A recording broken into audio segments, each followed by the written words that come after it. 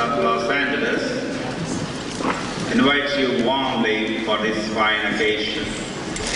And now to speak on the subject, Keep Your Faith and Hope Alive, from the governing body, Brother Sydlik.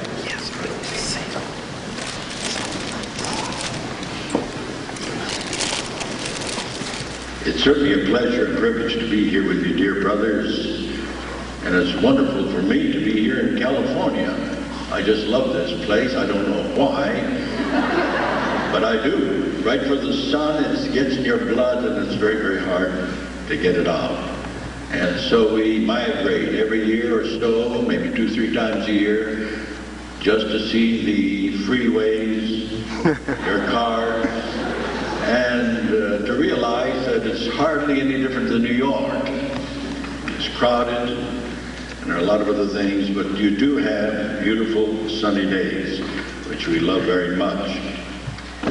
And I must say, too, it's a marvelous day in which to be alive.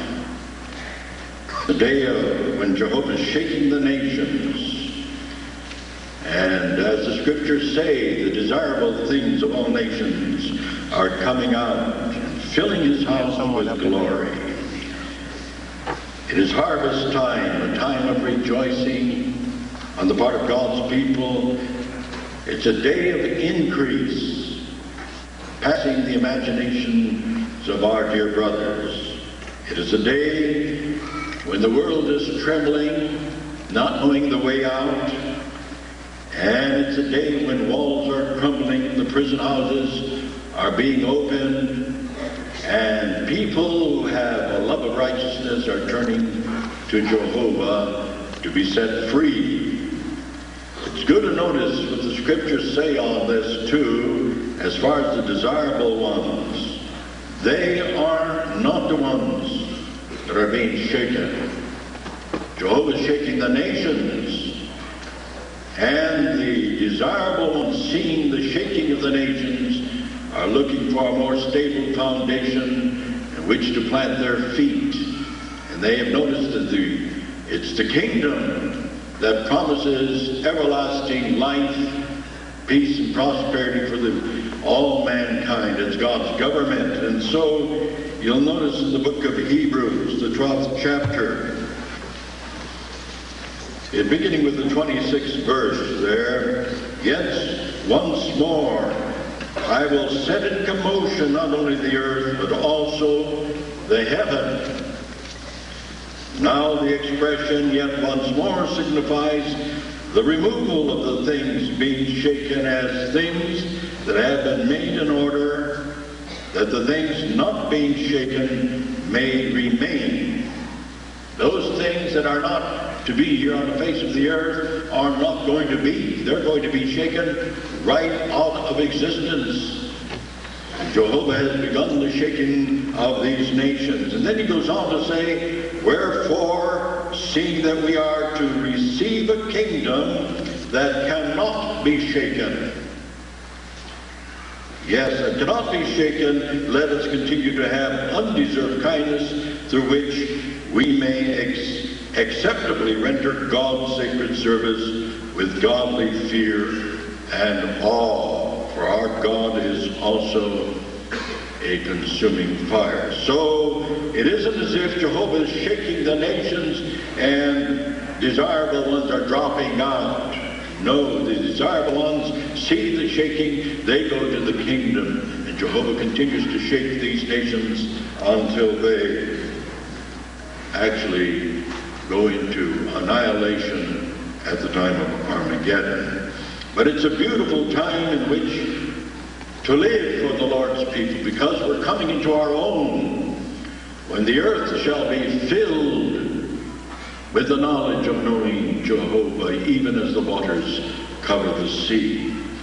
And as the prophet Isaiah stated at Isaiah 61, verse 2, "This is the day to bind up the brokenhearted, to proclaim liberty to those taken captives, and the wide opening of the eyes, even to the prisoners, to proclaim the year of goodwill on the part of Jehovah, and the day of vengeance on the part of our God, to comfort all the mourning ones, to assign those mourning over Zion, to give them a headdress instead of ashes, the oil of exaltation instead of mourning, the mantle instead of the downhearted spirit.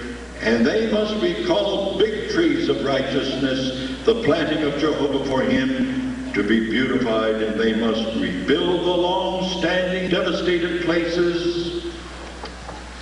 That's what the Lord's going to do, not only in the spiritual way, but think of it, all the way since the time of Eden, Jehovah said that man's job was to populate the earth and to make it a paradise, and men have not done that. And so here we're going to completely reshape this earth to the glory of God, and they will certainly make anew the devastated cities, the places desolate from generation after generation. So it's going to be a different earth. So this is a day of the fulfillment of Bible prophecy, of this prophecy of Isaiah. It is a time when we should be rejoicing, as the Apostle Paul says, once more I say to you, rejoice. And those who have spiritual eyesight do rejoice. And so I am pleased to be able to bring with me brothers who love you very much, their greetings, their best wishes, the Brooklyn Bethel family and the governing body, all 5,000 of them over there, like to be remembered to you, so I'd like to discharge that responsibility. We're all one family, one brotherhood, one association, under the kingship of the reigning King Jesus Christ, and under the sovereignty of our Lord, Jehovah God. So, brothers, accept the love of these dear brothers, some of them from you.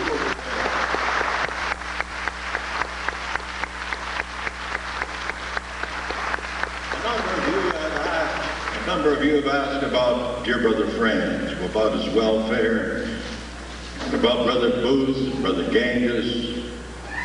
Well, Brother Franz is about as good as a man 97 years old can be. He was 97 in September, and it surprises me how Jehovah has filled him with life, that he's with us every Wednesday at the governing body meeting. He goes to work, spends the day at his office. Brothers read to him through tapes. He makes comments on it. And believe me, he's a more alert in mind. I wish to God that I had that brain of his, because so often we quote and he says, that is not what the scripture said. I said, yeah, I've been looking at the scriptures with my eyes, and the near man doesn't see, but he sees with his mind of understanding. He says, doesn't it say this? And sure enough it does. And you want to hide yourself.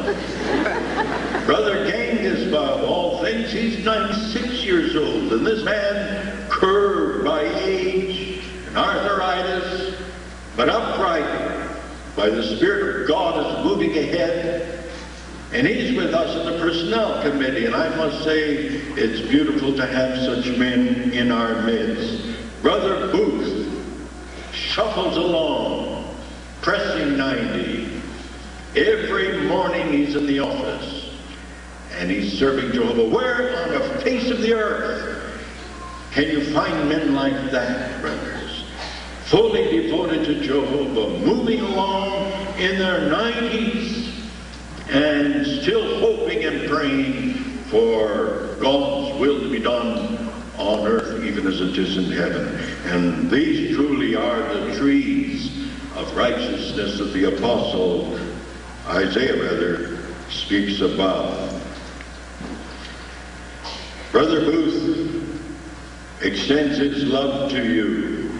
And Brother Schroeder, hearing that we were coming out here to the West Coast, also wants to be remembered too. These men are all on the go. It's hard to tell you where they are right now. There's Henschel and others. Well, they're functioning the best they know how and with the energy that Jehovah provides. One remarkable thing is, the longer I live at Bethel, and the more I'm convinced of it, the work gets done there notwithstanding us. You look at these people and you wonder, how does it get done? And it's not by a military force, not by any kind of special thing, but by my Spirit, says Jehovah. And the work gets done, and the earth is being filled with the glory of Jehovah, even as the waters cover the sea. This has been a remarkable year of progress in Jehovah's organization. It is a year of spiritual prosperity, and as Jehovah says in his word, that we plant and water, but it's God that makes it grow. It's not us. We can pull on it, we can stretch it, we can do what we want, but it's God that makes it grow. At the conclusion of the 143 pure language district conventions that were held in the United States branch territory, there was a peak of 1,374,501 in attendance, with over 17,681 baptized. This is an increase of 7,801 over last year. That is the number in the attendance itself. Soon you will receive the new yearbook with its world report. And I can give you some highlights of that report, and if you like to write them down, you can. But you know, there is one minus in that report, and I'm happy to say there is a minus there. And it's the minus of the number that have been disfellowshipped. Isn't that good, brothers? We have fewer disfellowshipped people. Now, because you brothers are appreciating your relationship with Jehovah, and you're drawing close to him, and you want very much to do his will, and you elders there are really using the Spirit of God in the making of your judgments, and we appreciate that very, very much. We have a great number of all-time peaks. It's amazing this year of the peaks. We have a peak in the total number of publishers. For the first time in the history of Jehovah's organization, there are 4,017,213 publishers in Jehovah's organization. Marvelous. That's a 6.5% increase.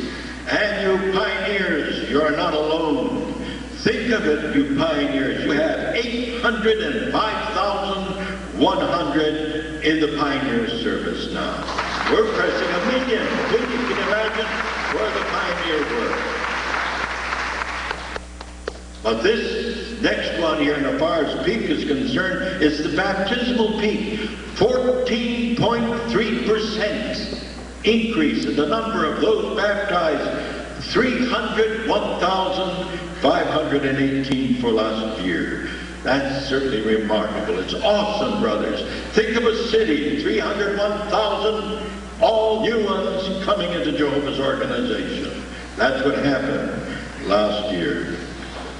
Think too, brothers, of the memorial figure. We're getting so close to that 10 million mark. We fell short 50,000. Maybe this coming year we'll reach the 10 million mark. 9,950,058 were present. What is encouraging, brothers, is the upswing in Bible studies on the face of the earth. 3,623,091, or 6% increase in Bible studies. So it is something else. To us, we look at this and we can see the growth of Jehovah's organization, and we can see the movement also of Jehovah's organization at the present time. To what is surprising to me, because going out in service you find it extremely difficult to get subscriptions. But we've had a 22.7% increase in subscriptions. Do you believe that? 2,968,309, the total number of subscriptions. The total literature placed last year was almost 53 million different individual copies. And we could go on and on. But we plant and we water, but it's God that's making it grow. Well, we've had a lot of encouragement this year. This has been a year of conventions, unusual conventions, really. I think the convention last year in Poland, I could start talking about that right now, even though I was in Berlin and other conventions. But that Poland convention still leaves me goose and pimples, really. It's been one of the most magnificent assemblies, notwithstanding 1958 at Yankee Stadium. And this year we've had also marvelous conventions. As you know, startling events took place almost to the date 1 year ago out there in Europe. The German Democratic Republic, or Eastern Germany, well, they began to give way, and freedom came to that part of the world. 1989 led to the fall of that regime. Legal status was granted Jehovah's people on March the 14th, imagine that, of 1990. That's this spring. Ending a 40-year ban on their activities. And what a thrill for the brothers. Why, even non-witnesses reacted positively to the legal recognition of Jehovah's Witnesses. One newspaper editor in Berlin said, "This is good news. Though religiously I am not aligned with them, I am deeply moved." Yes, they were happy to see the brothers get their freedom down there in Eastern Germany. In fact, they have a better arrangement in their freedoms than we have in West Germany. We in West Germany are recognized as an association, but they in eastern part of Germany are bona fide, religious, recognized organization. But it's a different idea in West Germany. It's something like that in Mexico. Legal status brought freedom to import literature of the society in East Germany. Can you imagine? In 1 month's time, it wasn't even hardly in a month's time, the freedom came to them on the 14th of March. On the 30th of March, the brothers trucked in 25 tons of literature into East Germany. And by the time 2 months rolled by, they had 250 tons of literature moved into that land so the people could learn the truth.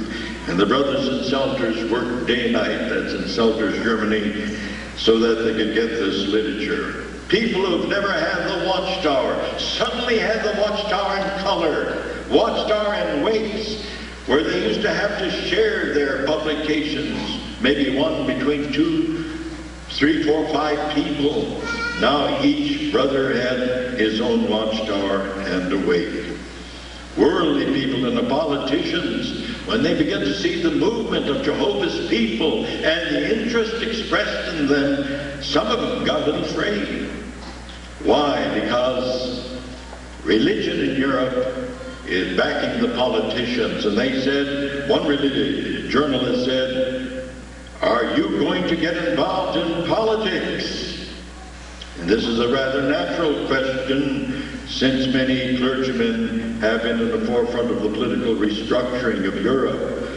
"No," said the brothers, "that is not the intention of Jehovah's Witnesses, Jesus gave us a scriptural assignment. We are to declare the good news of the kingdom and all inhabited earth for a witness unto all nations, and then the end will come. So these people are learning that Jehovah's Witnesses are not a part of the political structure. April 1990 was another milestone. The first public talks were held since the restrictions were lifted. In the city where brothers were imprisoned, a hall was rented and then decorated to be worthy of the occasion. And this hall was very close to the prison where the brothers stayed in. Tears of joy poured down the faces of our dear brothers. Some met for the first time in years, others for the first time ever. Even though they lived in the same city, they didn't know each whether they were a witness or not until that meeting. Up until that time, the biggest meetings were held in 10 to 12 persons who were limited to 3 copies of a condensed Watchtower magazine. Now, in this first public talk, they had 238 witnesses in attendance. And what a marvelous thing to have their own Watchtower study and with a full 4-color magazine. So it was thrilling to them.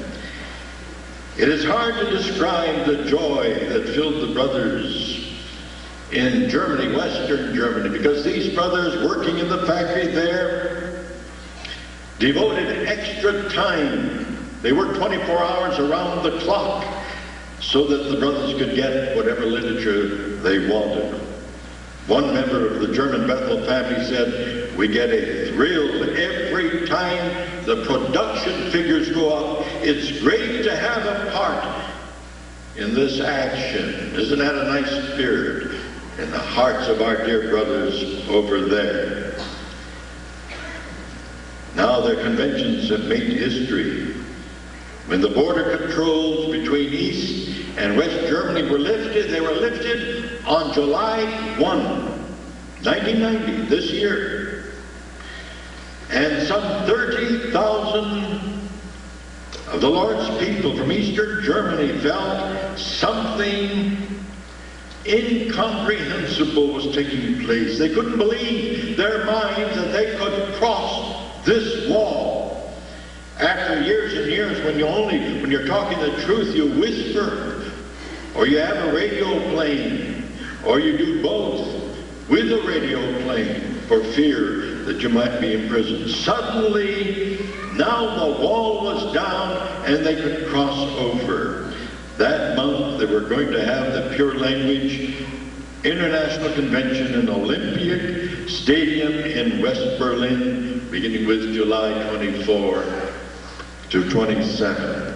Can you imagine, brothers, from whispering the truth, from meetings of 10 to 12 people, suddenly walking into this great giant Olympic stadium down there in Berlin and seeing 45,000 people and getting in there and having a seat? A lot of these brothers couldn't get used to it at first. They were afraid hardly to talk the truth, to admit that they were a witness, because they had never done this. And suddenly, here they were sitting, brothers were coming up to them, hugging them and kissing them. They didn't know how to react. It was hard for these brothers to hear kingdom songs being sung out in the open, and they had never sung them before. And they wept. And we wept along with them. It was remarkable, brothers, to be there. Some 45,000 delegates from 64 countries were present. These brothers were so thrilled to be there. In anticipation of this convention, they planted plants.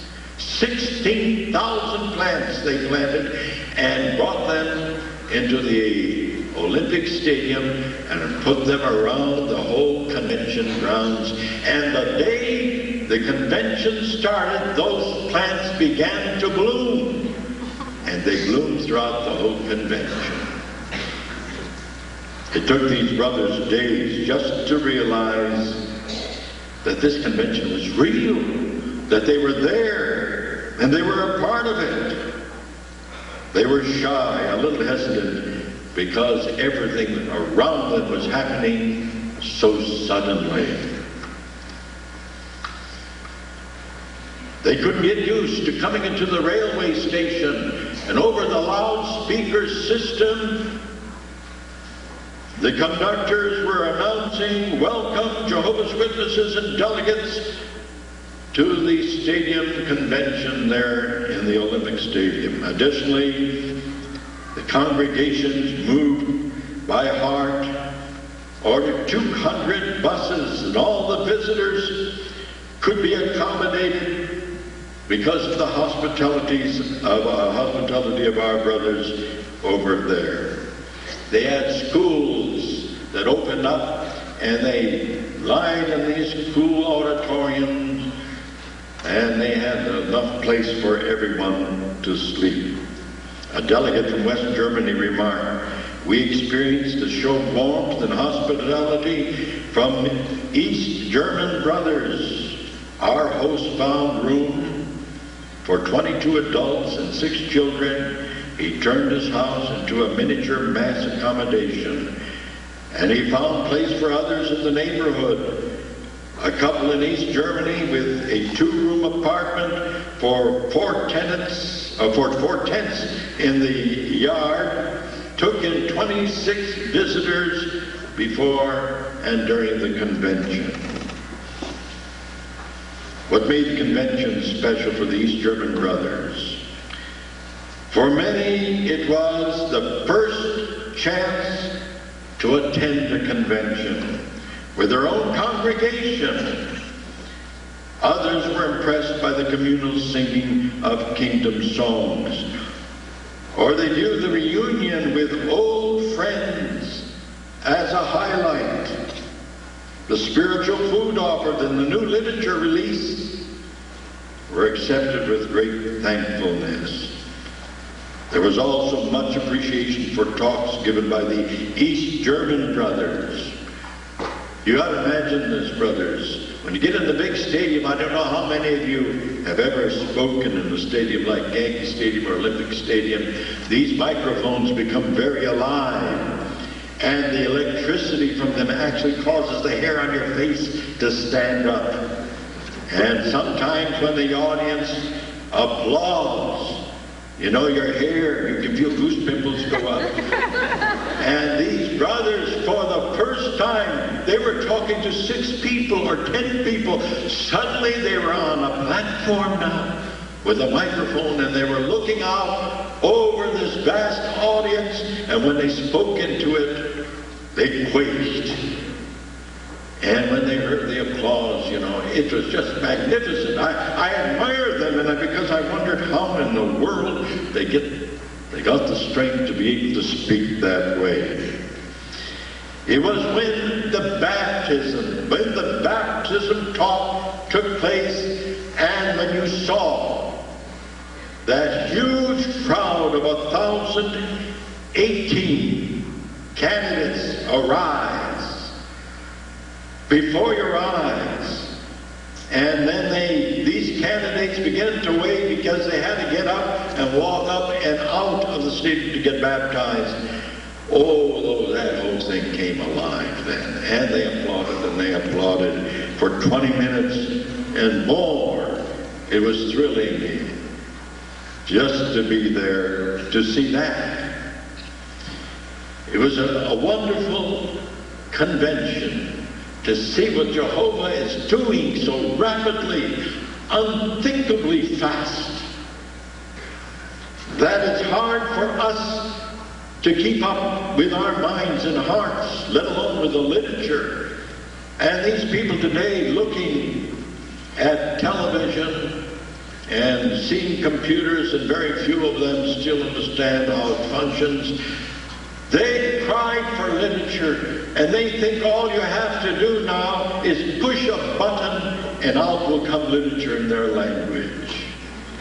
They don't realize that there has to be people who understand English and German and Russian and this, and it's a great lengthy process before a book can be translated or a Bible and so forth.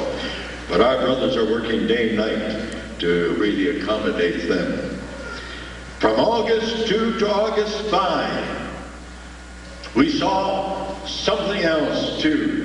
22,000 assembled in Budapest, Hungary. I don't know, the Germans are one kind of people, the Poles are another kind of people. But these Hungarians, I spoke to them one time when I was in Austria for a convention. And there was this one auditorium, a little bit smaller than this. And it reminded me of an evangelistic meeting, because I was giving a talk to them about Barnabas. And these people would just literally jump out of their seats and applaud. Why? It made me so excited I didn't know what to do. And I had a German man who was translating this into Hungarian. And this German brother, the dear soul, was so stiff, but they loosened him up, and he got into the action of it. And that thrilled me, and so was something. And you can imagine what those brothers in Hungary were like. This coming year, brothers, there's going to be a convention in Hungary. And if you ever get a chance, don't miss it. I hope the society offers you a chance to be a delegate at that convention. A week later, August 9 to 12, Prague, Czechoslovakia had a convention.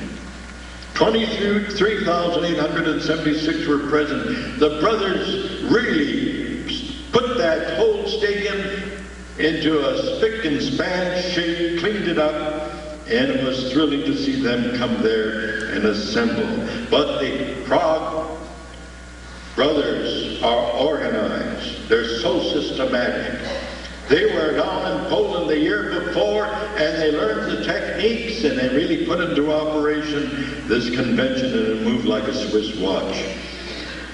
And during the same period, a convention was held in Russian and Polish language at the Warsaw Stadium. The Russians were on one side with a convention in their own language, and the Poles were on the other side with a convention in the Polish language. 35,000 people were there, including 17,000 delegates from the Soviet Union. In addition, there were 10 other conventions in Poland, and when they added the total attendance, there were 152,460 people that attended these conventions in Poland alone. See what is happening there. For the first time in 40 years, the cities of Brasov and Cluj, Romania, were sites of witnesses gathering together in a convention. Can you imagine in Romania having a convention of 36,000 of our dear brothers in attendance? At the conventions in Berlin and Eastern Europe cities, the number baptized were 10,481. In many parts of the world, ethnic groups, divided peoples, even within the same country, came together by their peaceful international gatherings. The Lord's people gave evidence that they live and work in unity, perfect unity, regardless of what nationality they are, because Jehovah makes it so. We saw when we went to Brussels, it amazed me, because the Brussels people are made from Dutch, and Dutch are not very responsive. That's their nature. And they speak Flemish language there. But they had a convention grounds that was where the World's Fair was held there. The French were there, the Dutch were there, the Flemish were there, the Italians were there, the English were there, the Greeks were there, and each one had an auditorium to himself. And then in center, there was a huge dining room. So after the program, and the program was over and they went to eat, they all came together. And it was such a remarkable convention, brothers. It was thrilling to see, because we had just come from Germany and went into this convention. You could see the difference of peoples and how the brothers respond to the message. And it was wonderful to be there. Now, what does all of this mean, brothers? It means growth, expansion at the world headquarters. Jehovah says your people will offer themselves willingly. You have your company of young men like dewdrops. So sang King David about the volunteer spirit of Jehovah's people. Now today, throughout Jehovah's visible organization, there are really numerous young men and women who, just like dewdrops, give refreshing service to Jehovah and to fellow worshipers. Today in Bethel we have upwards of 5,000 of them now serving in the Brooklyn-Bethel family, both at Brooklyn and at the Watchtower Farms in Paterson. And because of the rapid increase in the number of Jehovah's Witnesses worldwide, growth is what is making the headquarters grow now. More volunteer workers are needed in Brooklyn, and so more space to house those Bethelites.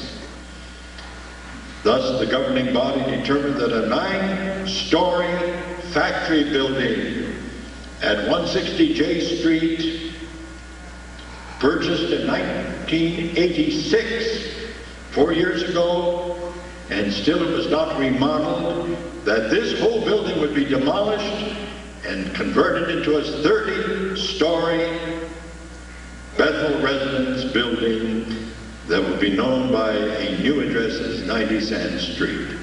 This building will accommodate at least 1,000 persons.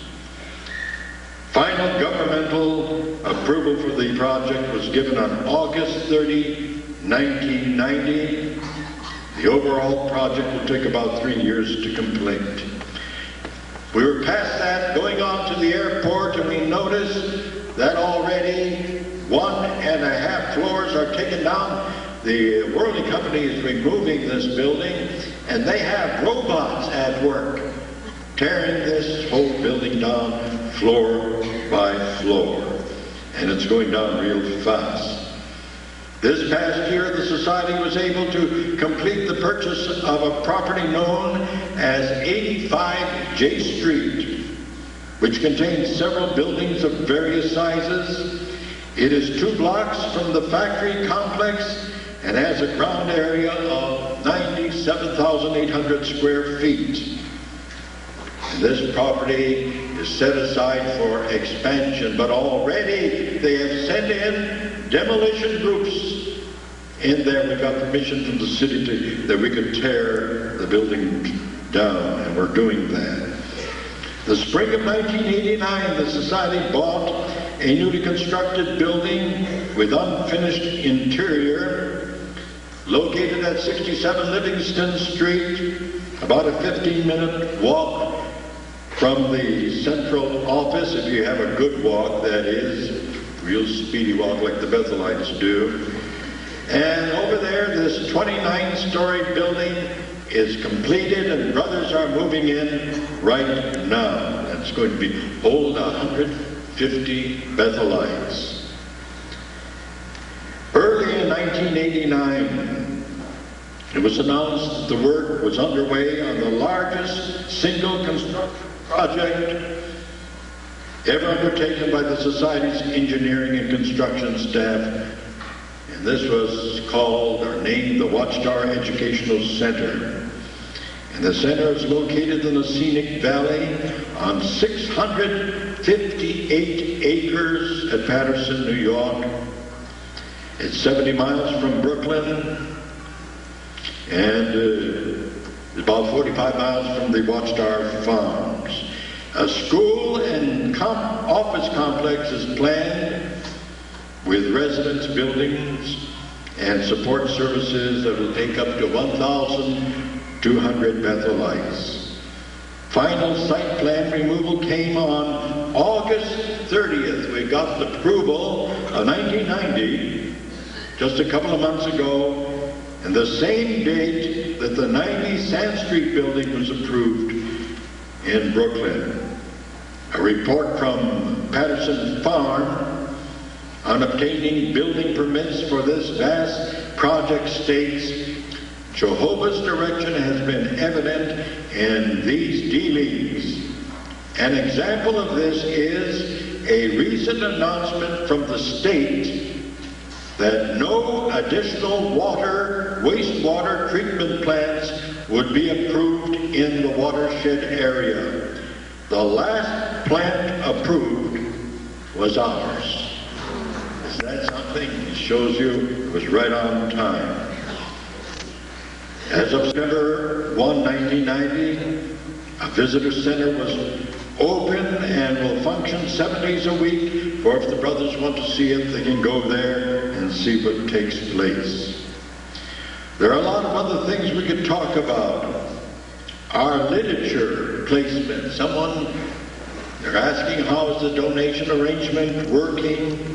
Well, listen to this.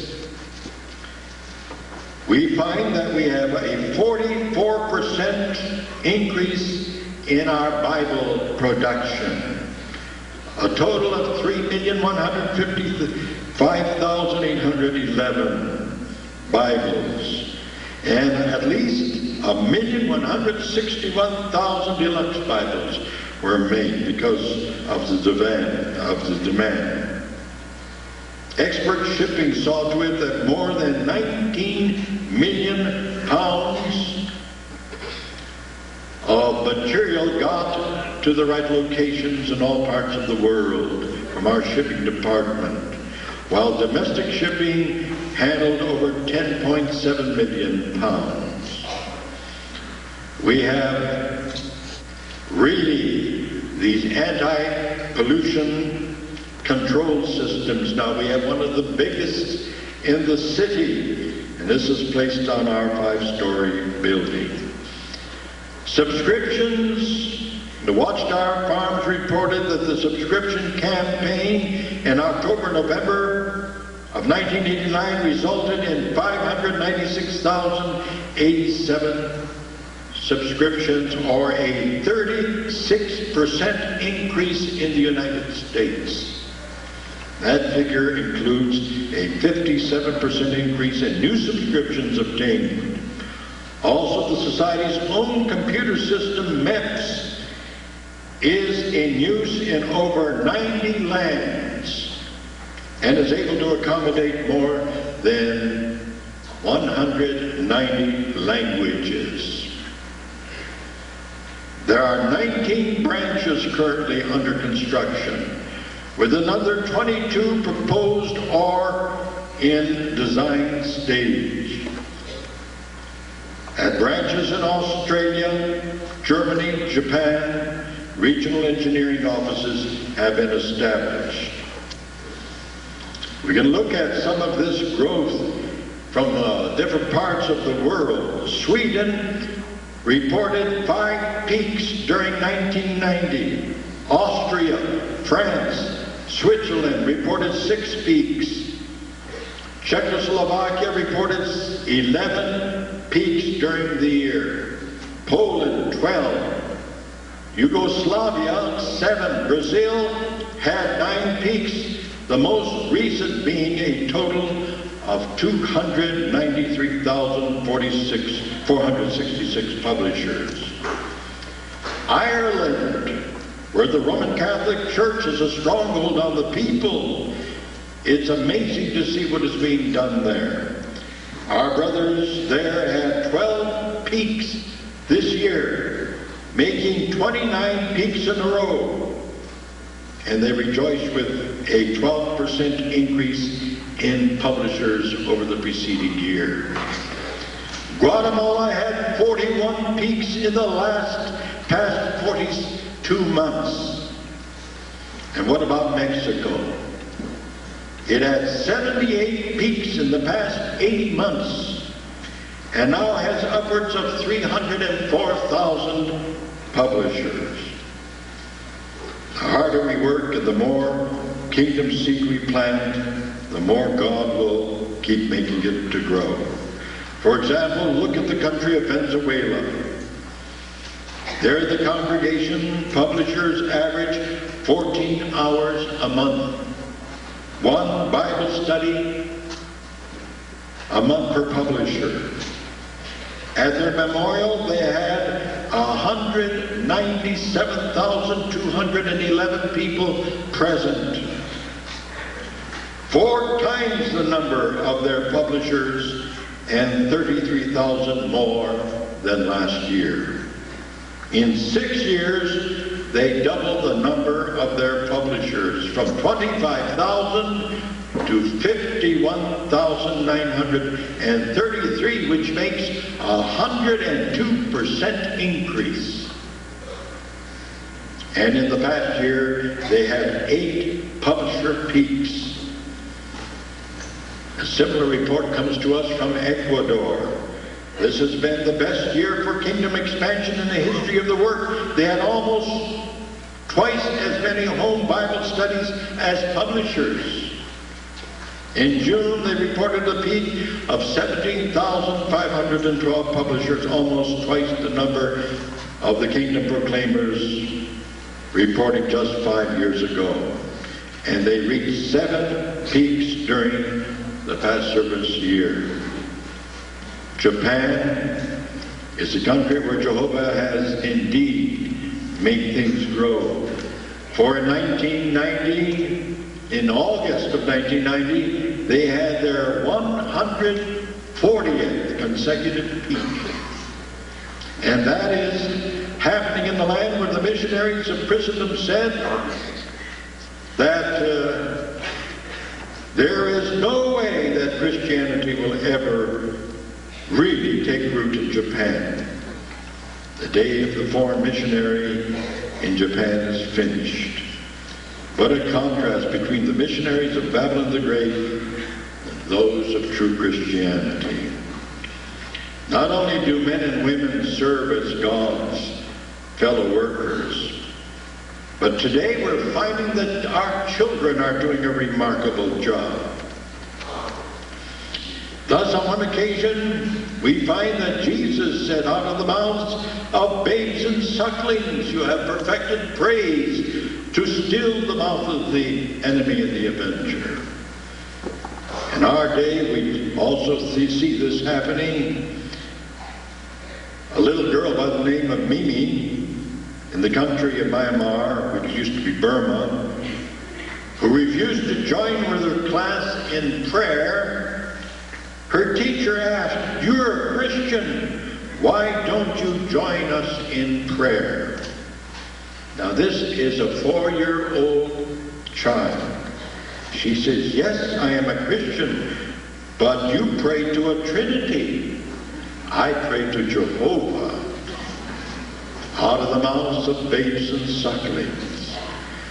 When a certain teacher took a young New Zealand witness girl to the principal because she refused to sing the national anthem, the principal burst out laughing.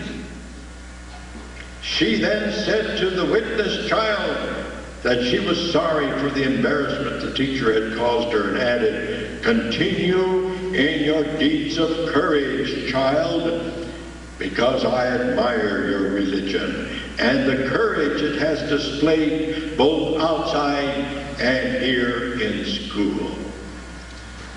And there was a little boy, 4-year-old, in Uruguay. Neither of his parents are in the truth, but his grandma takes over when the parents go to work.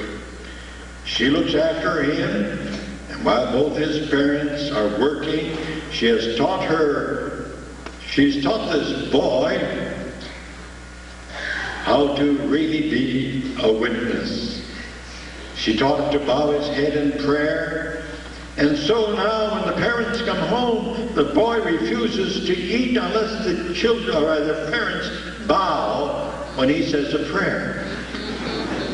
And as a result of his efforts, 4 years old, both of his parents, as well as his other relatives and friends, are now reading the literature of the society. When 6-year-old Rodolfo in Argentina took his copy of my book of Bible stories to school, one of his classmates became curious and asked him to visit him at his home. The result, Rodolfo started the Bible study with his classmate. Before long, the parents became interested, and today the whole family are baptized witnesses. So we have in England a little gal there, 7 years old, was told by the teacher of her class to bring something Egyptian to the school. So the only thing the girl could think about is my book of Bible stories, and she thought of the drama on cassette, Jehovah's name to be declared in all the earth. And because this talks of the 10 plagues, the teacher listened to the tape privately and was so impressed that she arranged for all the children to come together every Tuesday to hear part of the tape and discuss the plagues. A total of 70 school children and 3 teachers. All are now very familiar with Jehovah's name, thanks to the initiative of Louise in taking this tape to school. We find the same thing happening in Italy. The branch office stressed placing magazines. During the month, one little girl of 8 years old devoted 60 hours, placed 51 magazines. Another little girl of 10 devoted 61 hours and placed 110 magazines. No question about it, brothers. Out of the mouths of babes and sucklings, Jehovah is receiving praise. Another thing that has happened on the face of the earth in the organization is our relief programs. You ought to know this, brothers, because of the hospitality of our brothers. The brothers in Romania were very, very poor. They needed help. And our brothers in Austria, Czechoslovakia, Hungary, and Yugoslavia, during January, February, March, put together 70 tons of foodstuff and sent them to our brothers in Romania. In fact, they had so much food and clothing that they were able to even share these with worldlings because they couldn't have it. Our brothers in Romania expressed great appreciation for these gifts and for the hospitality of Jehovah's organization. And this is happening, brothers, throughout the earth now. Because in Liberia, there are hard times coming upon the Lord's people in that land. You may want to know what's happening to some of our brothers there. We got word Wednesday that a whole group of, I believe close to 30, moved into Ghana. And when you look from the distance of Liberia to Ghana, it's close to 600 miles, and they came on foot, skin and bones. But the brothers now are shipping food in there, feeding our brothers and caring for them. Zaire, the work was banned for 4.5 years there, and since then there have been over 2,000 cases of brutality and torture reported. 44 kingdom halls were burned to the ground, destroyed. 36 well-known elders in the area have had their homes burned, brothers. Petitions were sent to governments outlining Jehovah's Witnesses' position on neutrality, and we requested that they lift the ban. Officials have received these petitions with some favor, said they would be glad to get back and would answer us. As of June, the brothers have been going back now to their kingdom halls for the first time, have been having 4 400 to 500 attend for weekly meetings in their kingdom halls. Brothers never knew of such interest. New peaks, 44,748 publishers in Zaire. 20% increase. They have over 70,000 Bible studies there in that land.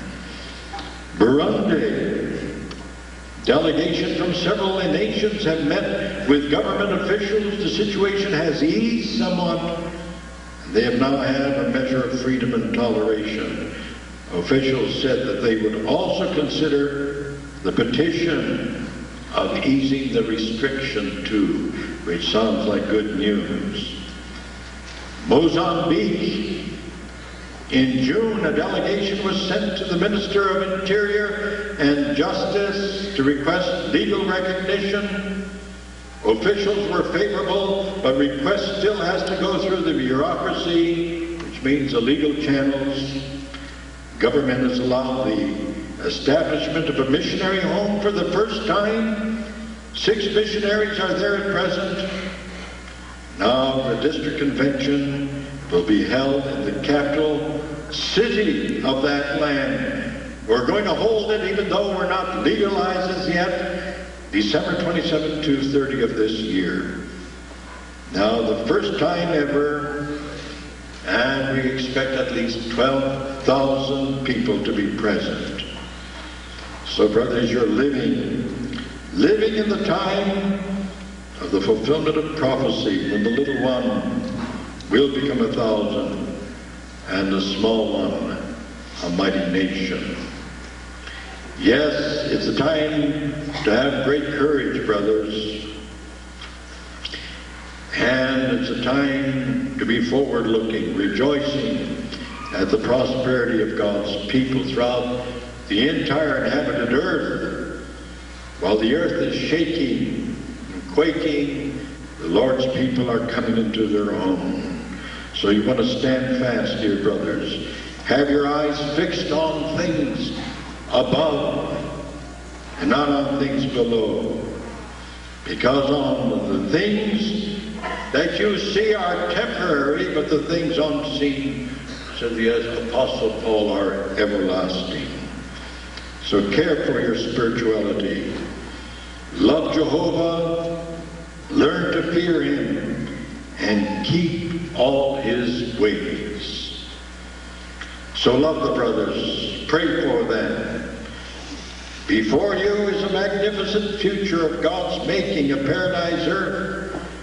Cherish the hope that's yours, brothers, the hope of living forever in paradise. Be faithful, brothers, and may Jehovah bless you. And now we're going to have a song, and then we'll have the talk that you came to hear.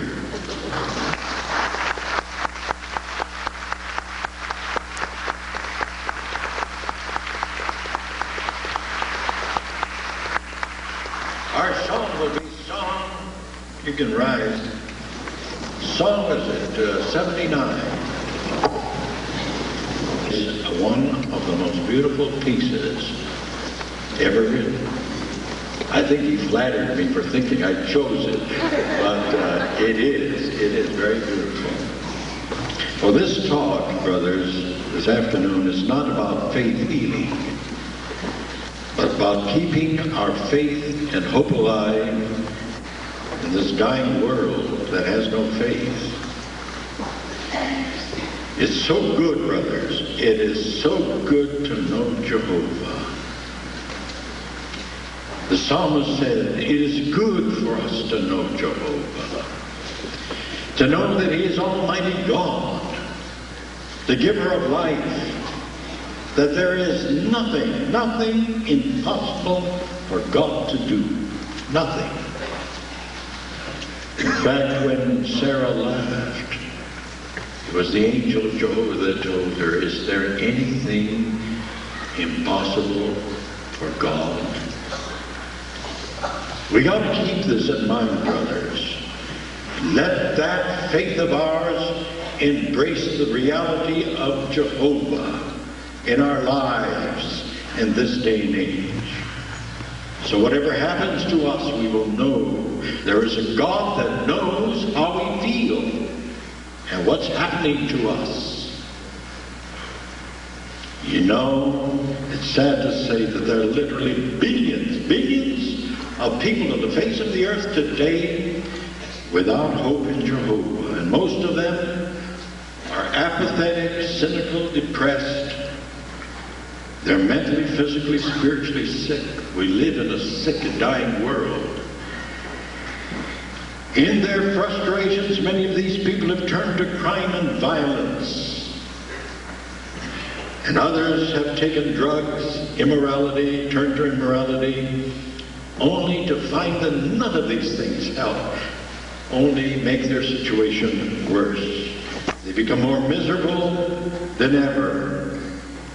Face it, to exercise faith in a hopeless world is not an easy matter, because we are physical and we're prone to think physically. We must not only believe that there is a God. Believing in God means to acknowledge that God exists. But Jesus said a Christian must exercise faith in God, which means to have an active belief, one that moves us to action. Jesus one time on the way to Bethany saw a fig tree. It had leaves on it, and he expected fruit to be there, and there weren't no fruit. And he went and cursed the tree. And the Apostle Peter came by there the next day, and Apostle Peter was surprised to see that the tree was withered. And he said with amazement to Jesus, "Did you see it? The tree is withered." And Jesus said to him, "If you had faith the size of a mustard seed, Peter, you'll be able to do amazing things, even move mountains." We're not going to move mountains. It's hard enough to move ourselves, let alone a mountain. But we do need this quality of faith in our lives to improve our lifestyle, the way we look and think about the way we live. You notice in the book of Romans, chapter 15, verse 13, it's a beautiful scripture there. So we get the sense of it. The Apostle Paul writes, "May the God who gives hope," so the hope comes from God, this hope we have, "fill you with all joy and peace," by what? By your believing in the promises of God. Yes, by your believing. "And that you may abound in hope with the power of Holy Spirit." When we need to abound in hope in the power of Holy Spirit. And we can do this by our believing in the promises of God. King David wrote in Psalm 27:14, "Hope in Jehovah, be courageous, and let your heart be strong." Yes, hope in Jehovah. This life-giving power, embodied in the promises of God, is something beautiful. Hope in Jehovah, be believing, exercise faith in your life. Get the feel of those words, and you're going to be a different person, brothers. The 1978 Watchtower stated that hope is a powerful, notice what it says, is a powerful healing agent. The Watchtower said that. Hope is a powerful healing agent. There's no end to what it can do for us. That's Watchtower 1978, October 15th issue. I wonder how many of us believe that. that our hope can help us in our life. The November 15 Watchtower, 1988, talks about our hope of a paradise earth. And then it gives a list of things that we ought to fill our mind and heart with so we can be forward-looking, have our thoughts tuned in on the Word of God, about kingdom government. It says that all forms of prejudice will disappear from the earth, wars will be no more, peace will prevail, food shortages will be no more, there will be meaningful work for all. It's all in this one watchtower. There will be no more sickness, disease, or death. Think on these things. It says no more threat of AIDS, no more cancer, no more heart disease. This is our hope, brothers. We're looking for a time when we're going to be different people. We're going to be alive without these aches and pains and wrinkles and gray hair. We'll have teeth that are our own. An energy that will propel us in life. Our watchtower wants us to believe this. And it quotes scriptures for us to look up because this is the promise of God to us. It is a hope given to us by God. It is Bible-based. We do believe it. We should believe it. These thoughts are our food for our heart. For man does not live by bread alone, but by every utterance coming forth from the mouth of Jehovah. Jesus did say man must live. Yes, but he must live by every utterance coming out of the mouth of Jehovah. The Apostle Paul writes, be believing. That's what Paul said. Jesus asked Martha, do you believe this? We have to teach ourselves to believe these things written in the Word of God. We must not only believe them, but long for them, dream about them, desire them from the heart. For God's Word and promises are inspiring, life-giving. They are God's gift to us to keep us healthy and alive, brothers. We're living in a very sick world. A lot of our brothers, our dear brothers, are not feeling good. Many of them are in hospitals. We're living on pills and everything else we could possibly think about to keep ourselves going. Now, King David was terribly sick one time. Evidently, the situation looked rather hopeless to David. But David did not lose hope in Jehovah. Rather, he turned to Jehovah for help. He trusted in his God.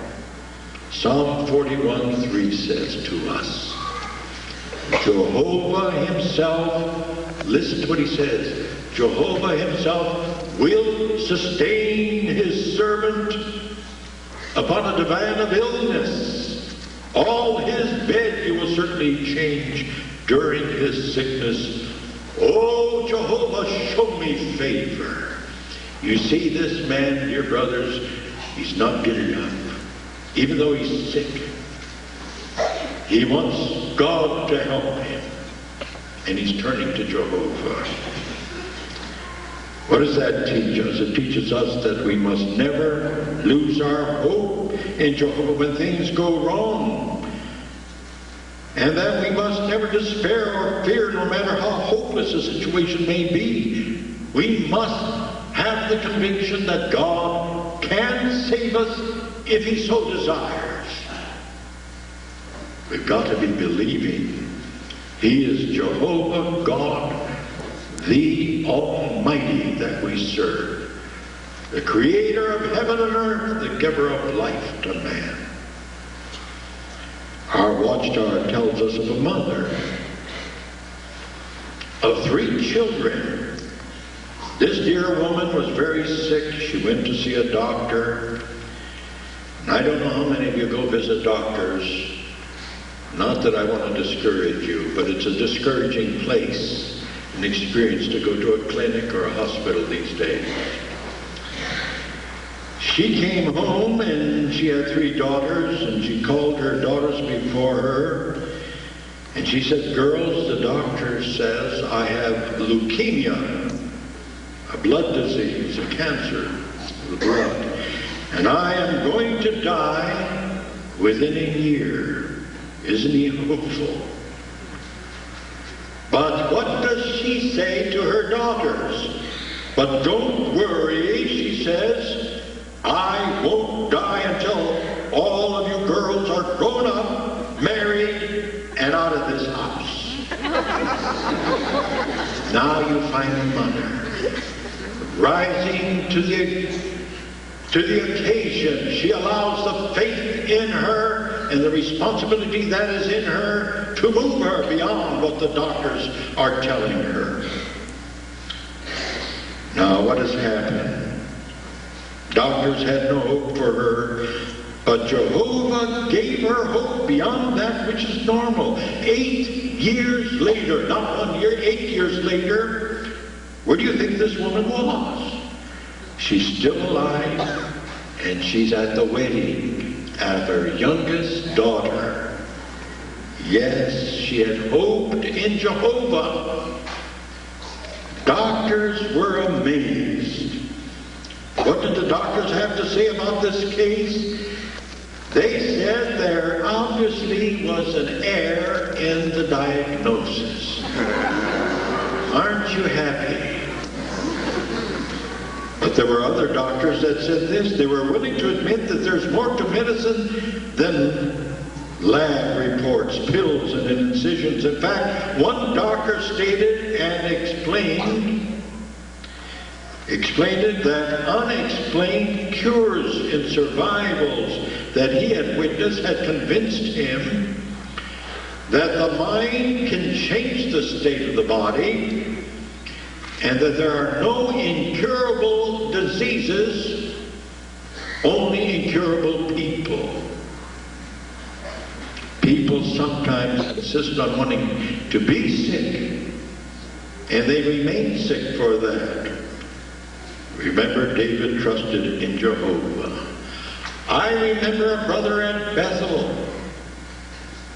He was one of the anointed, and he got very sick. And he wanted to die. He was ready to go to heaven. He was happy that he was so sick that he was about to die. The doctors brought him back, and I can still see him in the 124 lounge at Bethel. I met him there. He was in misery. Why? Because the doctor said there's no reason for you to be sick. You live.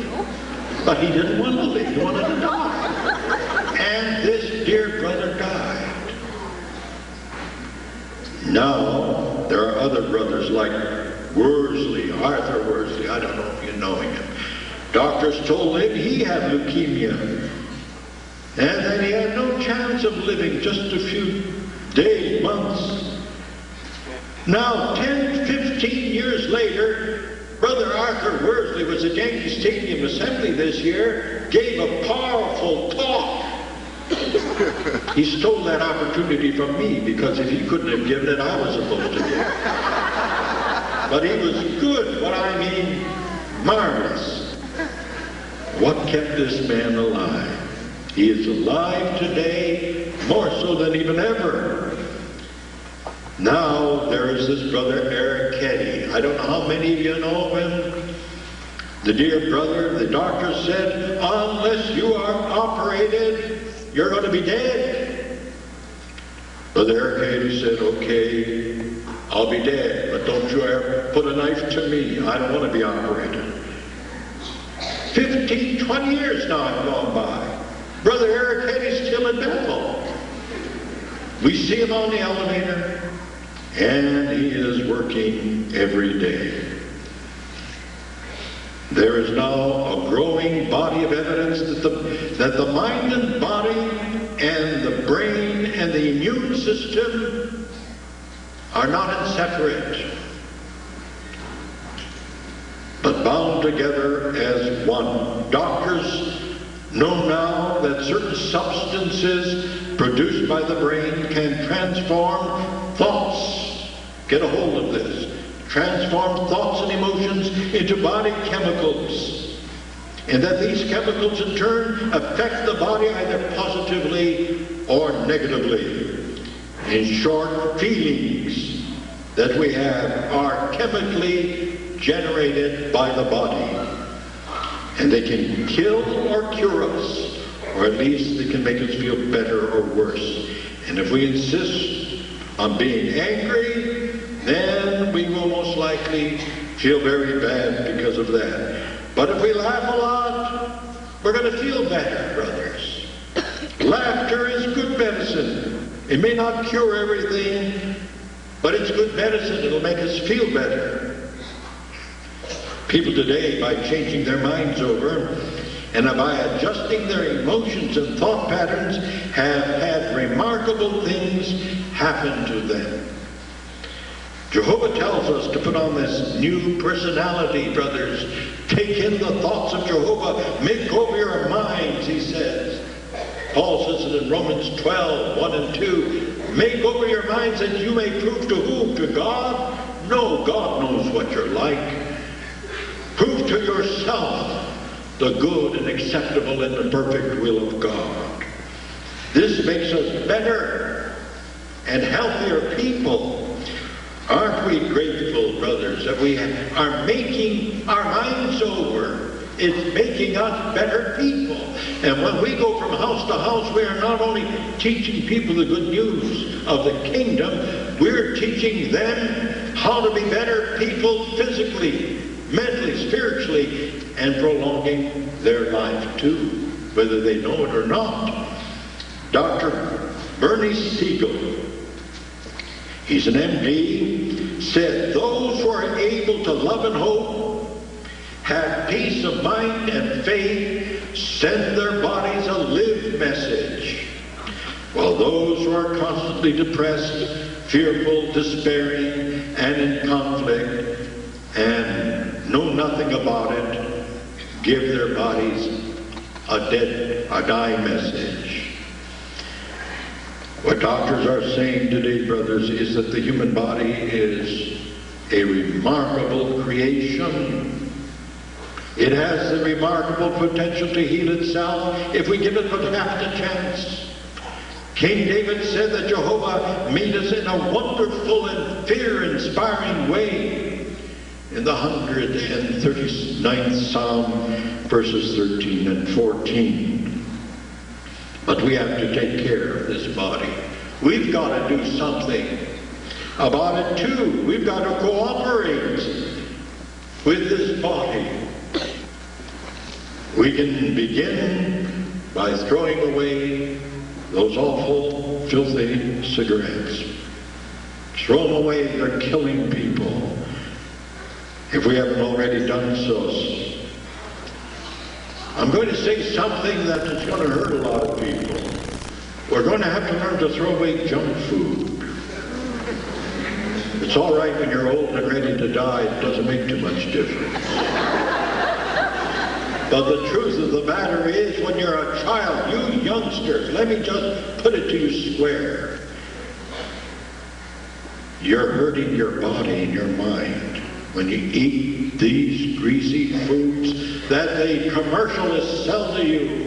In fact, I have a newspaper clipping right here, taken out of Time magazine, that says Western foods are a hazard to the Japanese health. At one time, they had a lifespan of 79 years of age, and they said in less than 50 years, it'll be down to 41 years of age because of the Western-style food they're being fed now. Yes. Oops. You've got to be careful of what you eat, brothers. It doesn't mean you're going to have to become food fanatics. I'm not saying that. But just to live on it is very bad, especially when the mind is being formed. And your thoughts, some of our children find it hard to think. They can't imagine, and they find answers difficult. You better check the diet of your child. Really. Soda pops. Man, when you see what that stuff is made of, you could put it in your car and drive it. Because that's powerful stuff in that thing. Learn to say no to drugs, brothers. Do not overindulge in alcohol. Alcohol is a drug. It's hard on you. Buckle your seat belts. Exercise. It won't hurt you. It'll do a lot for you. Teach yourself and your children how to care for this wonderful body. And if you do this, you will not only live longer, but you'll have a better life for it. When we feel better, we praise Jehovah better, brothers. We're not always begging God as helpless people, because we bring a lot upon ourselves. I beg today that Jehovah will send those scrolls that he talks about in Revelation and tells us how to live, when to wake up and when to go to bed, and what we should put into this system. Because we don't know anything about paradise, we hardly know anything how to live. Now listen to this. It says 90% of these simple decisions that I've just read control about 90% of the factors that determine whether you're going to be sick or healthy. Or our problem is that we do not take life seriously enough. We simply don't believe these things, or we just don't care. But we've got to learn to think differently, because this is a body that Jehovah has given us. We want to live forever. I hear brothers saying that. But the way they live, you wonder. So you want to hope in Jehovah. Hoping helps. But there are other things that we must do for ourselves. 90% of all physical problems have psychological roots. It's the way we think. And the trouble begins with the way we think. Doctors today tell us that many people are alive today simply because they refuse to die and want to live. That force that God planted in us to live is what keeps them going. You want to believe this? We want to live, brothers, but so often our problem is we don't hope strong enough. We have to keep that hope alive in us, those promises of Jehovah, and say, Jehovah, I want to see that day. I don't want to die. I want to live. I want to praise you. The dead do not praise the Lord, neither those that go into silence there in the grave. So, Jehovah, keep me alive. No.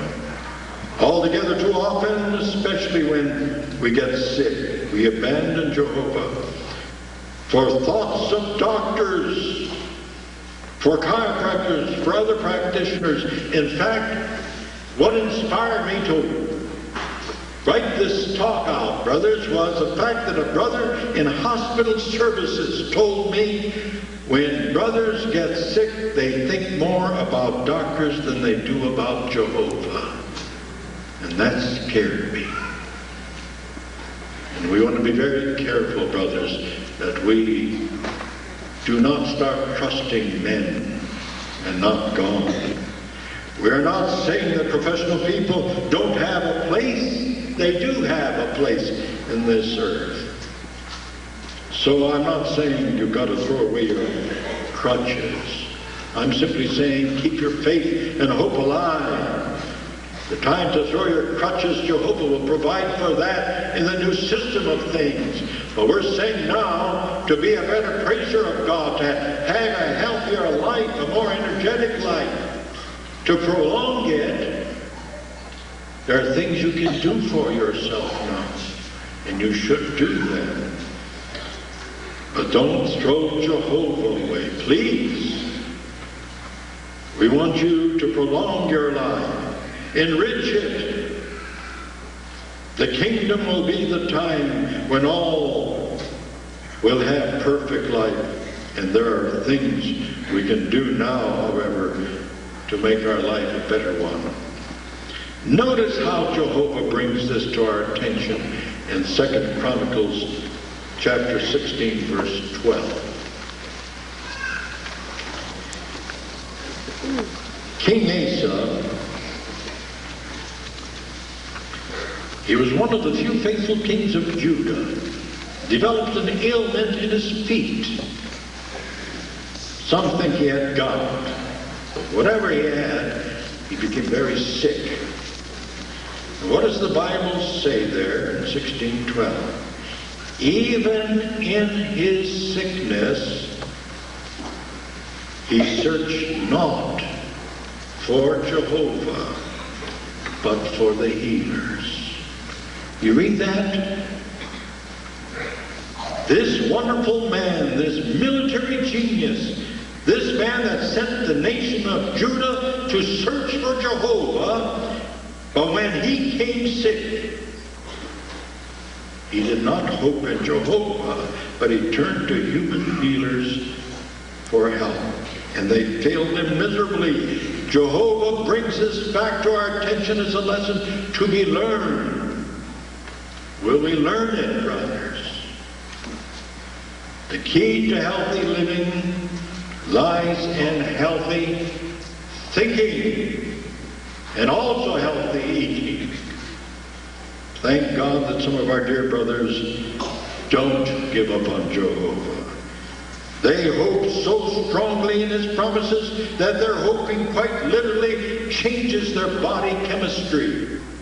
As Proverbs 23:7 says, as a man thinks in his heart or calculates with his soul, so he is. Happy thoughts make for a happy person. Corrupt thoughts make for a corrupt person. If we think negatively, we'll become depressed, we'll be saddened, and our whole life will be affected, and most likely the lives of others around us will also be affected. Thought control either revitalizes us or it depresses us. Little wonder the Apostle Paul said, think on these things.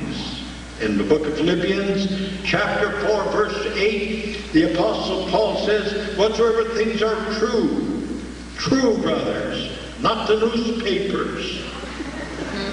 Whatsoever things are of serious concern, watch your television watching. Whatsoever things are righteous, Lord, cling to the Bible in the Society's publications.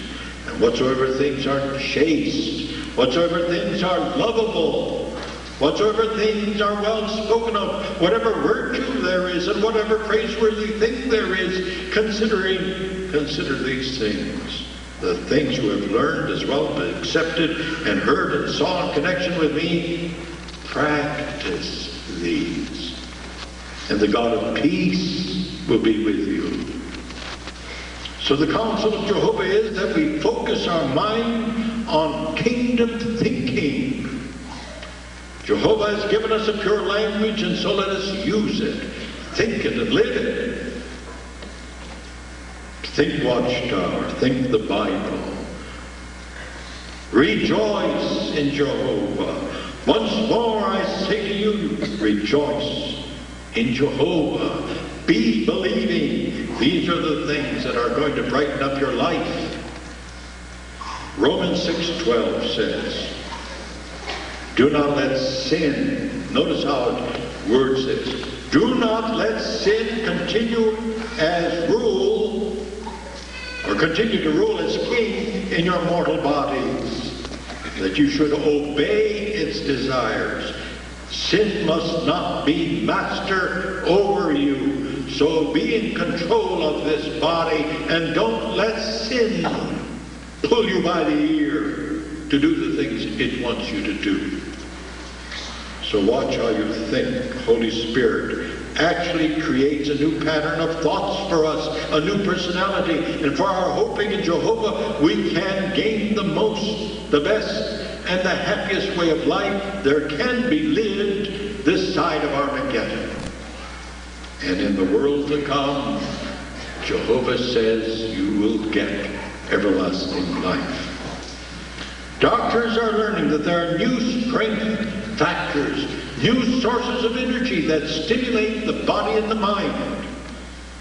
The Bible tells us that those who are hoping in Jehovah will regain power. Isaiah 40, verse 31. Regain power. Hoping in Jehovah.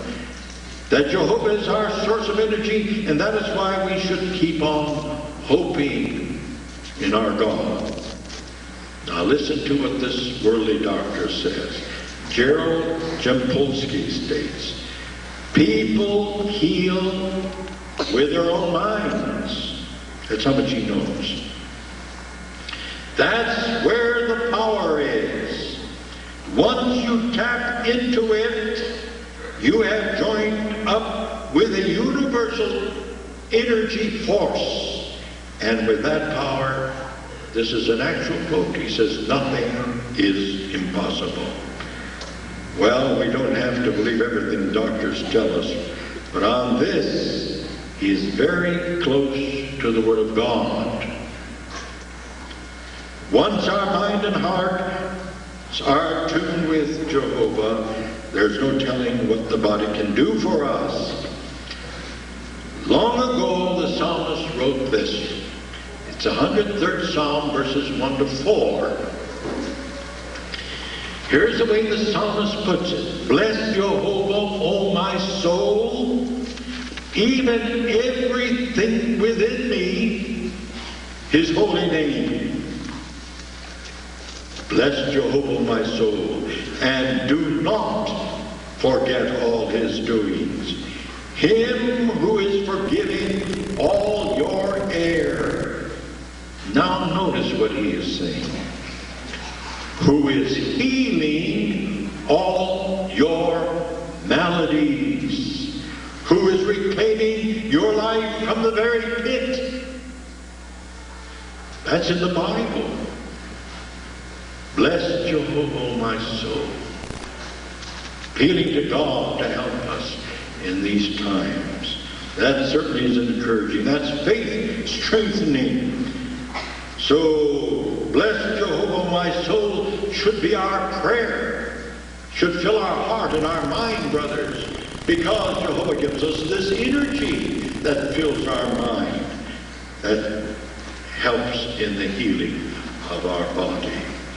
Today, a number of our dear brothers are getting well when, according to doctors, they should be moved out in the pine box. They're not supposed to get well. What is happening is that they're using this marvelous body of ours in the way that Jehovah intended them to use it, and it's working for them. Doctors are amazed what faith and hope can do for people. Dr. Bernard Siegel says, I saw people suddenly have their cancer shrink or disappear. These were things I have never seen before. I was astonished, and as a physician, I felt uncomfortable with it. They were getting better, and I didn't even lift a finger. Doctor said that. I'll tell you of a sister right here in California, had cancer. She wouldn't work on herself. Believe me, this sister is pioneering to this day. The doctors went and examined her, and they, to their surprise, said, well, they said, Judy, I can't explain it. It's shrunk. It's disappeared. Just whatever you're doing, keep doing it. In fact, doctor told me the same thing, Dr. Bethel. I said, how am I doing? He said, whatever you're doing, just keep doing it, Dad. Just keep doing it, see? Because they don't know the answers. If you don't believe it, just look at the human race. sister in our congregation. I'm going to tell you about her. How thoughts can affect our dear sisters. We work in the personnel department. We just take care of the Bethel family. But here came a telephone call, sister crying over the telephone, and, "Will you see me, Dan? Will you see me? Will you see me?" I said, "Okay, I'll see you." So I told the brother at the desk, when she comes, give me a ring. She came immediately. I never saw a woman move that fast. There she was. She came in the office. I know her personally. She's a big woman. Carrying a great big book. I was like, well, what in the world has happened? In tears, rolling on her cheeks. I said, "Sit down, dear sister." I said, "What seems to be your problem?" "Oh," she says, "Brother Sydlik," she says, "I've got AIDS." I said, "You've got AIDS? How do you know you've got AIDS?" "I read the book. This book that I read, everything that I feel, the book says. And I'm convinced I have AIDS." The thoughts of that book made this dear sister that used to pioneer sick. I called her by name and I said, "Dear sister, let me talk to you straight. If you had AIDS, you wouldn't be weighing 250 pounds. You would be skin and bones." She's, "Oh, thank God, thank God." She says, "I don't have AIDS." I say this is the truth, brother.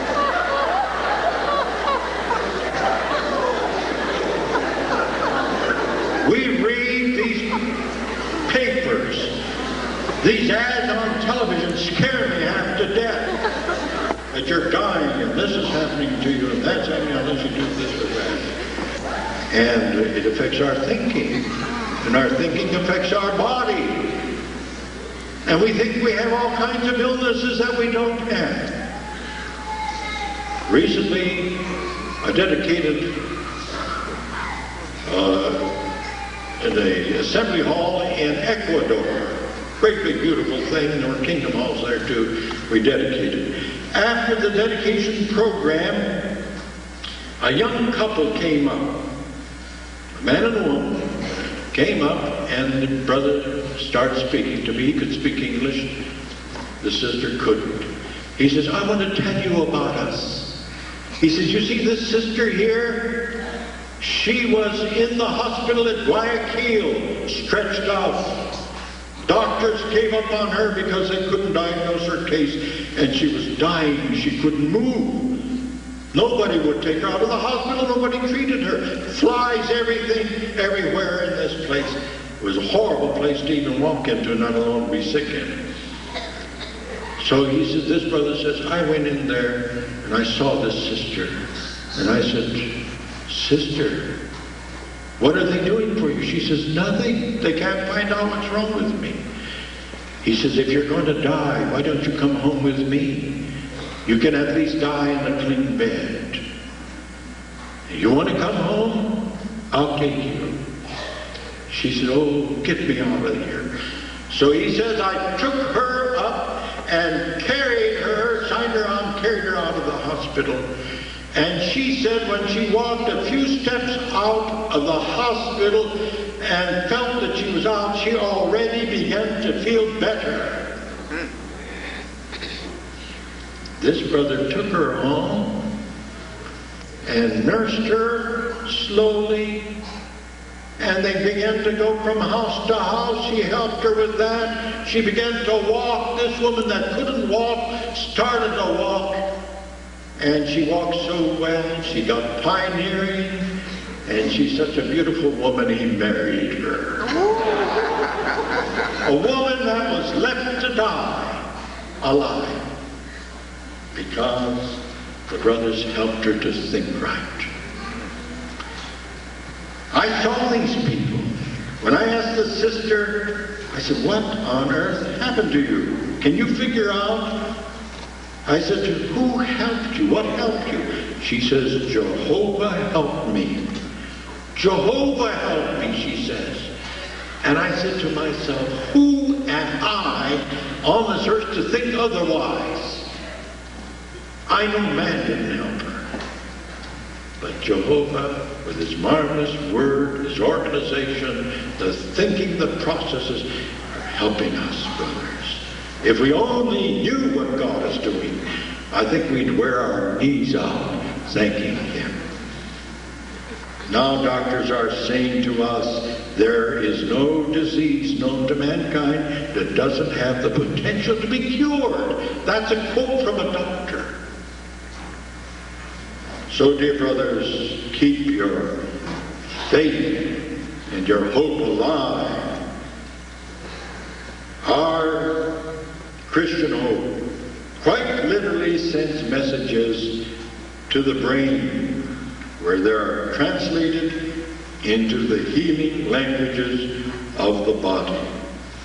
People who are in need of healing often exercise great faith and hope that the rest of us wish we could do, and therefore remarkable things happen to them, and we stand by and we marvel. This is what is so wonderful about our kingdom hope. God's promises touch us. It reaches the heart. God's word gives us a reason for living. Jesus said, these words are spirit and they're life. Hebrews 4:12 says that the word of Jehovah is alive and exhibits power. When Jesus walked, or rather when Jesus talked to the people that were even dying, what did he say? I say unto you, with me you will be in paradise. He didn't say to that thief, too bad, buddy. A couple hours from now, it'll be all over with. Jesus gave him a reason to hope. You're going to be with me in paradise. You're going to live again. Jesus gave people something to hope about. And when we go from house to house and when we make return visits, let us give people hope, a reason for wanting to live, the hope of the kingdom, the hope of living forever in a paradise earth. These are marvelous thoughts. These are reasons for living. Let's teach people how to think scriptural thoughts, and God's Spirit will fill their mind and heart. Hope inspires, hope energizes, hope makes alive. Does the kingdom hope do anything for people? Let's see what the Watchtower has said to us. The 78 Watchtower speaks of a young man who was paralyzed from his waist down. He was confined to a wheelchair for the rest of his life. The young man lost all hope in living. He wanted to die. One day, one of God's people, Jehovah's Witnesses, called on him. A Bible study was started, and this young man loved the kingdom message. At last, he saw a reason for living, and he was so thrilled that he tried to walk. Think, he was paralyzed, and he tried to walk. First, he crawled on his hands and knees, and then he learned to lean against a wall, to stand up. And would you believe, he signed the paper and got himself out of a nursing home into an apartment. And in the apartment, he learned to cook his own meals. He cleaned his own apartment, and he became a kingdom preacher. Now this young man walks, he talks, and can you imagine what the kingdom hope did for him? Doctors said you'll never walk again. So brothers, it's in a Watchtower. Keep your faith and hope alive.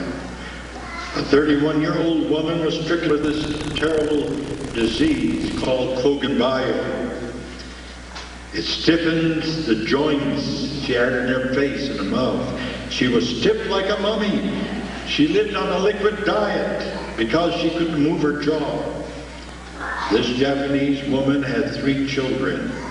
A witness of Jehovah called on this dear woman and told her Bible would help her to want to live. And so she turned to Revelation 21:3 and 4. And this woman kept reading what Revelation 21:3 and 4 says, that there will be no more sickness, no more sorrow, no more death. The former things have passed away. She said that it was the first time in her life that she found hope and a reason for living.